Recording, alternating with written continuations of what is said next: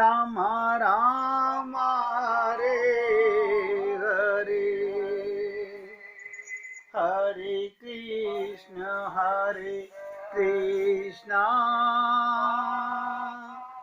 कृष्ण कृष्ण हरे हरे, हरे राम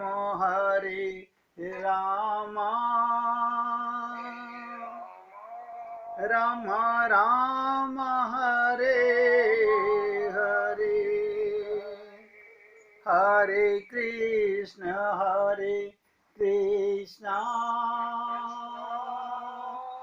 कृष्ण कृष्ण हरे हरे, हरे राम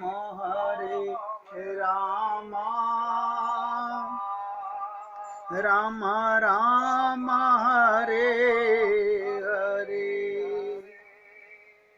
मैं आप सभी भक्तों से पूछना चाहता हूँ, जो बात मैं आपको बता रहा हूँ, अगर अभी भी आप अपने को शरीर मानते हो,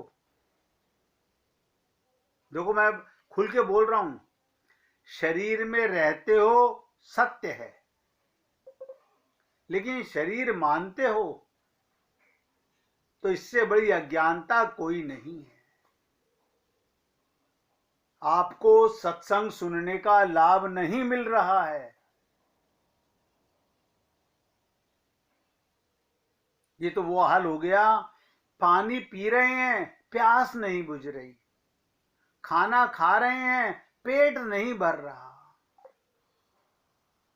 दवा का सेवन कर रहे हैं, दवा का सेवन तो कर रहे हैं लेकिन सेवन हो नहीं रहा।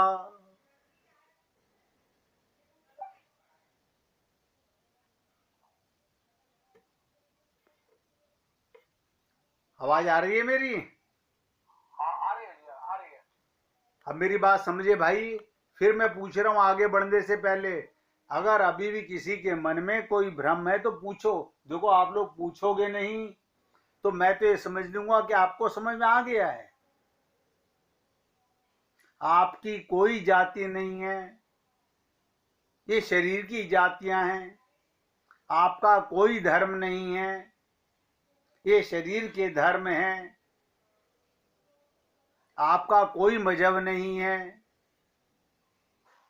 आप परमात्मा के अंश हो। शरीर माता पिता का अंश है। आप अजन्मा हो, आप अमर हो, आप अविनाशी हो। अब आप कहोगे आप बता तो रहे हो लेकिन हमें सुनने के मजा नहीं आ रहा। मतलब आप ध्यान से सुनो, मिट्टी के ढेले बनने में तो खुश हो। अब ऐसे समझ लो, मिट्टी के ढेले बनने में तो खुश हो, अमृत बनने में खुश नहीं हो। आपका परिचय क्या मिल रहा है? अमृत से पुत्र। हम कौन हैं? परमात्मा की संतान हैं। बताइए, इससे बड़ा परिचय कोई और हो सकता है हमारा? इसलिए मैंने कहा, आत्मा का ज्ञान होते ही अखंड शांत एक रस आनंद मिलने लगता है। ये 3 शब्द मैंने आपसे कहे हैं, अखंड आनंद, शांत आनंद, एक रस आनंद। क्या कर रहे हो? मजे ले रहा हूं। काहे के मजे ले रहे हो? अब बुढ़ापा आ गया। अरे तो बुढ़ापा तो शरीर का आ गया, मेरा थोड़ी बुढ़ापा आ गया। मुझे तो पता चला कि मैं भगवान की संतान हूं, मैं अजन्मा हूं, मैं मरने वाला नहीं हूं। मैं अपने जिस काम के लिए आया था वो काम बन गया मेरा। लेकिन आप सोचो, फिर भी वही हम ढाक के 3 बात कर रहे हैं। आपकी सोच बदलनी चाहिए। क्या मतलब? सत्संग सुनने से पहले मंदिर जाते थे तो क्या सोच के जाते थे? अब मंदिर जा रहे हो तो क्या सोच के जाओगे? देखो भाव बदलना चाहिए। बता देता हूं कैसे भाव बदलना चाहिए। एक लड़का लड़की को देखने गया, एक लड़का लड़की को देखने गया। उस लड़के ने 10 लड़कियां देखी थी, लेकिन जैसे ही उनका विवाह हो गया, अब बताइएगा, विवाह होते ही सोच में कितना बड़ा अंतर आ गया। संबंध बनते ही प्रेम का बीजारोपण हो गया। इसी प्रकार से हमें जब ये पता चल गया मैं परमात्मा की संतान हूं, तो प्रेम करना नहीं पड़ा, हो गया। विश्वास होना चाहिए। यही तो संत महात्माओं की कृपा हम पर होती है, लेकिन हम उसे पकड़ना नहीं चाहते। हम तो ढीठ है वो के वही, नहीं हमें तो ऐसा कर दो, हमें तो ये दे दो। हम मूर्खों की तरह वो संसार का सुख मांगते रहते हैं, शरीर का सुख मांगते रहते हैं। हमने कितनी बार आपसे कहा, बड़े बड़े ऋषि मुनि संत महात्माओं को भी शरीर का दुख भोगना पड़ा है। ये प्रारब्ध का दुख है।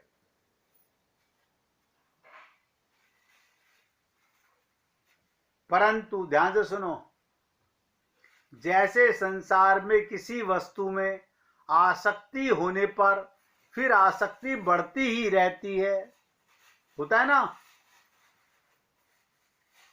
आसक्ति होने पर आसक्ति बढ़ती ही रहती है, जिसे कहा गया जिमी प्रतिलाभ प्रतिलाभ लोभ अधिकाई। एक बार कहीं से 2 रुपए कमा लो, फिर लालच पड़ जाता है लोभ कमाने का। ऐसे ही ध्यान दो, ऐसे ही भक्ति मार्ग में भगवान में आत्मज्ञान होने से प्रेम होने पर फिर प्रेम बढ़ने लगता है, बढ़ने लगता है। मस्ती का जीवन जीने लगता है, फिर इंसान आनंद के आंसू आने लगते हैं। देखने वाले सोचते हैं कमाल है, जितना बूढ़ा होता जा रहा है उतना इसका आनंद बढ़ता जा रहा है, क्योंकि प्रेम बढ़ता जा रहा है, शरीर घटता जा रहा है। लेकिन प्रेम और परिपक्व जैसे संसार में आसक्ति बढ़ती है, ऐसे ही आत्मज्ञान होते ही भगवान में प्रेम बढ़ने लगता है।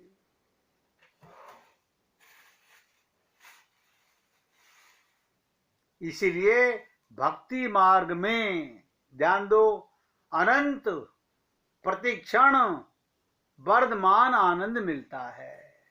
संसार में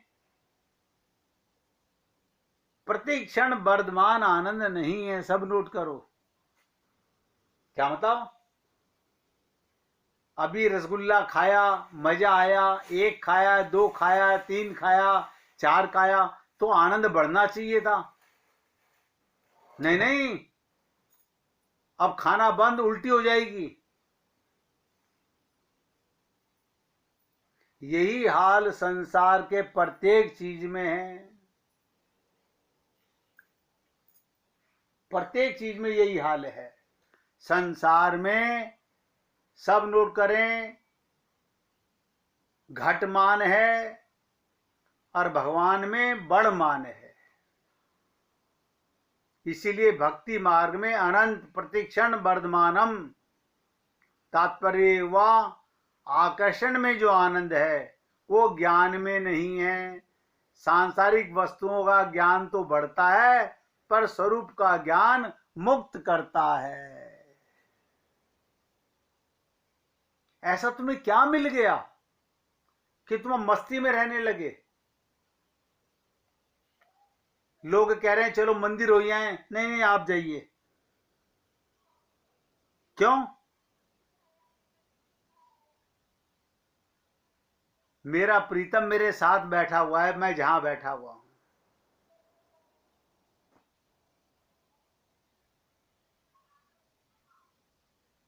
बहुत विचित्र चीजें हैं ये। अभ्यास करते रहोगे तो बढ़ता रहेगा। सांसारिक वस्तु का ज्ञान तो बांधता है, पर स्वरूप का ज्ञान मुक्त कराता है। अब आप देख लीजिएगा, आपको जैसे आपने कोई मकान बुक कराया, आपने एडवांस दे दिया, उसने क्या कर लिया? आपको बांध लिया। क्या मतलब? अब आप कल किसी के साथ आओगे, देखो हमने वो वाला फ्लैट परचेज किया, हमने उसका एडवांस दिया है, अभी पूरे पैसे दिए नहीं है, रजिस्ट्री कराई नहीं है।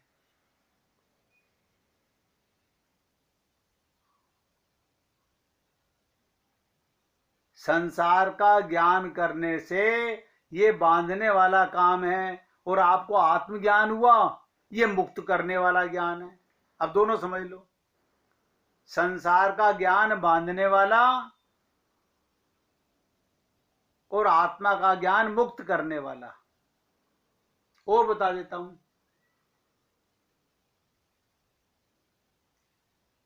किसी का बच्चा खो जाए,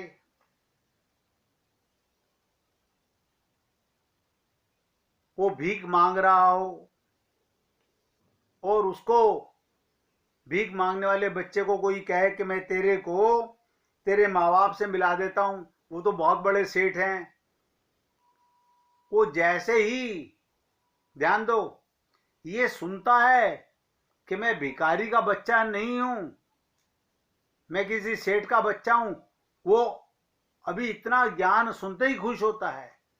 और जैसे ही सेठानी जी ने गले लगाया, बेटा, अब बताइएगा, अब वो और बंध गया। इसलिए मैंने कहा, संसार का ज्ञान बांधता है और आत्मा का ज्ञान मुक्त कराता है। अब मुझे नहीं पता आप इन बातों को किस तरह से ले रहे हो, किस तरह से समझ रहे हो। आप अभी भी अपने आप को शरीर मानते हो, तो मैं क्या, कोई संत महात्मा, कोई भगवान हमारी बुद्धि को नहीं पलट सकता, तो हमें पलटना है। सन्मुख हमें होना है, विमुख हम हैं, लेकिन सुनने के बाद भी हम वही के ढाक के तीन पात, हम वही पाप कर रहे हैं। तो इसका मतलब आदत बना ली हम लोगों ने कि संतों का सत्संग तो सुनेंगे, लेकिन अंदर असर नहीं जाने देंगे। देखो कितना कमाल है, ममता मोह आसक्ति का अज्ञानता के कारण कितना नशा है हमारे अंदर। और मैंने एक ही बात कही, सांसारिक वस्तु का ज्ञान बांधता है और अपने स्वरूप का ज्ञान मुक्त करता है। इसी तरह सांसारिक वस्तु का आकर्षण,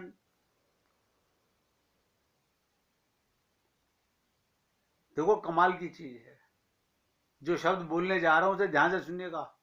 सांसारिक वस्तु का आकर्षण अपार दुख देता है। क्या मतलब? आपने मकान में अपनापन किया,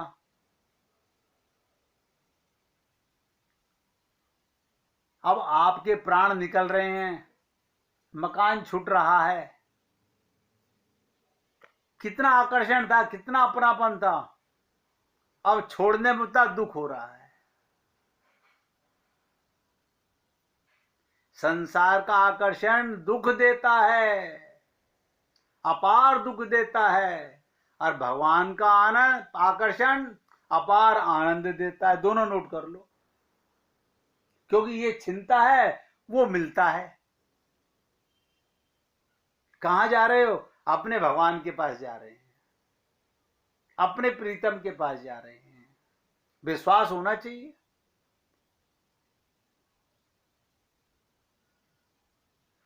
अन्यथा ऐसे ही मंदिरों में भटकते भटकते अनंत जन्म गुजर चुके, अनंत जन्म गुजर चुके। और आगे भी ऐसे ही गुजरते रहेंगे। लेकिन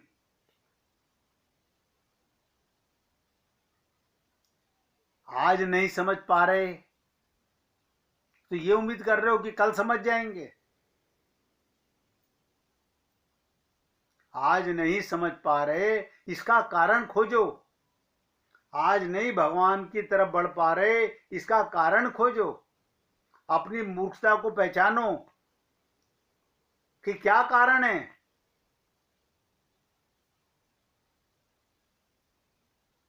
इसका मतलब मौका तो सबको मिलता है भगवत प्राप्ति का। कुछ लोग दृढ़ संकल्प करते हैं, आगे बढ़ जाते हैं, और कुछ लोग हाँ करेंगे करेंगे बस यही सोच करके जीवन बर्बाद कर लेते हैं।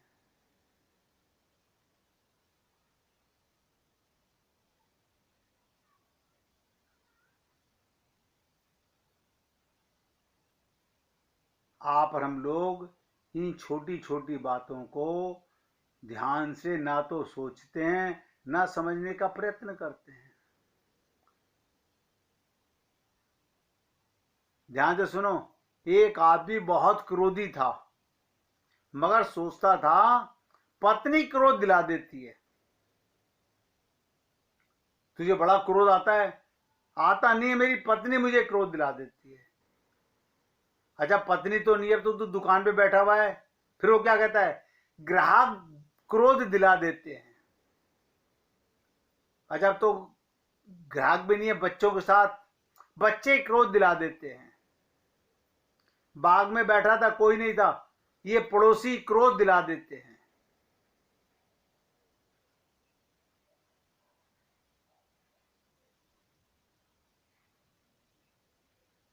ऐसे लोग सब कुछ छोड़कर जंगल में चले जाएं, पेड़ के नीचे बैठ जाएं, लेकिन वहां पर भी उन्हें क्रोध आएगा। क्यों? अब पेड़ के ऊपर बैठा हुआ कौवा काहे काहे करेगा, उन्हें उससे भी झंझट महसूस होगा। उसे भी मारने दौड़ोगे, गालियां दोगे, क्रोध से लाल हो जाएगा चेहरा। अब उसे ये समझ ही नहीं आया।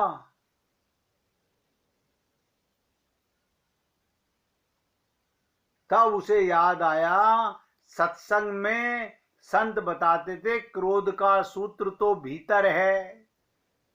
कारण कोई भी बन सकता, कभी पत्नी कारण बन गई, कभी बेटा कारण बन गया, कभी ग्राहक कारण बन गया, कभी पड़ोसी कारण बन गया।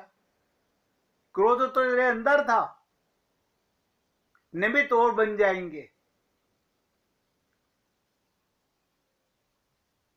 और तो और आप ताज्जुब करेंगे, बहुत से लोग मुर्दा चीजों पर भी क्रोध करते हैं। पूछो कैसे?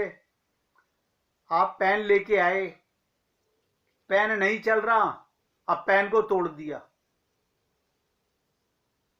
पेंसिल छीलनी नहीं आ रही, एक दो बार सुरमा टूट गया, आपने पेंसिल को तोड़ दिया। ये मुर्दा चीजों पर भी क्रोध कर रहे हैं।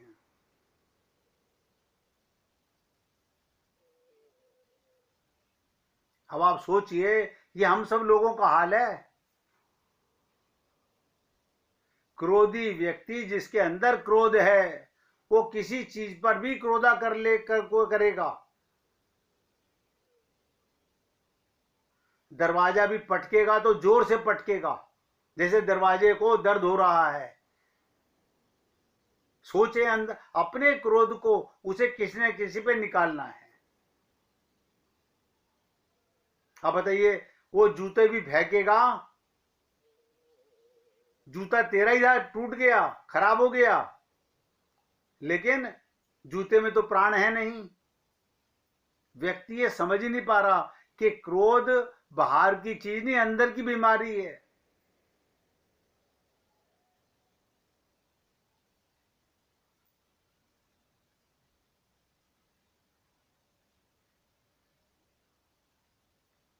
इसलिए हम छोटे बच्चों पर तो हंसते हैं, लेकिन हम सब अपने अंदर झांक कर देखें, हम कितने मूर्ख हैं। हम सब अपनी बात कर रहे हैं कि हमें जब क्रोध आता है तो ये क्रोध बाहर किसी चीज के कारण नहीं, हमारे अंदर के कारण है।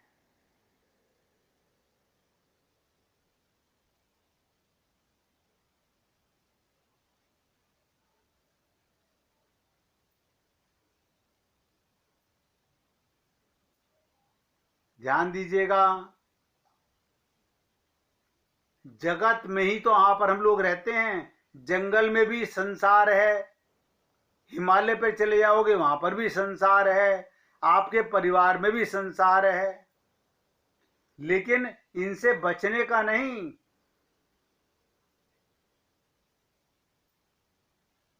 सबसे बड़ी चीज है, देह कहीं भी रहे, आपके प्राण परमात्मा में हो, आपका ध्यान परमात्मा में हो।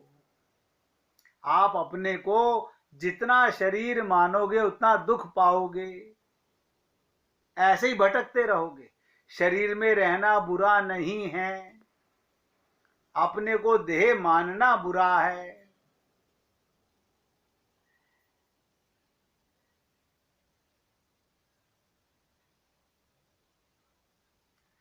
प्राणों का ध्यान से सुनो, सबसे बड़ी प्रार्थना बता रहा हूं, बिना बोले प्रार्थना,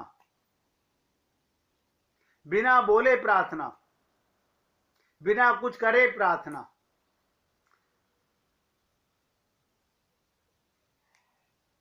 ऐसी कौन सी प्रार्थना है जो सबसे सरल प्रार्थना है?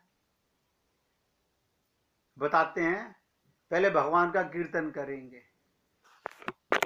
श्री कृष्ण